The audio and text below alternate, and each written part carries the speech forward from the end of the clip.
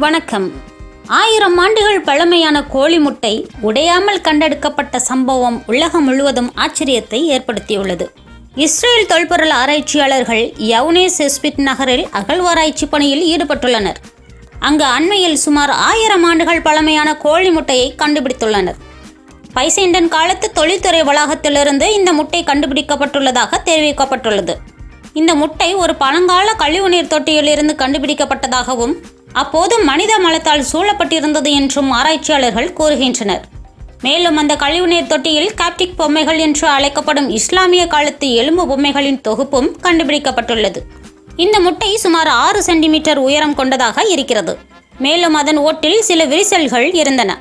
தற்போது இந்த முட்டை பகுப்பாய்வுக்காக IAEAயின் ஆய்வகத்திற்கு கொண்டு செல்லப்பட்ட போது புகைப்படம் வெளியாகி உலகம் முழுவதும் வைரலாகியுள்ளது. இந்த முட்டை இத்தனை ஆண்டுகளாக உடையாமல் இருப்பது தொல்லியல் ஆராய்ச்சியாளர்கள் மத்தியில் ஆச்சரியத்தை ஏற்படுத்தியுள்ளது.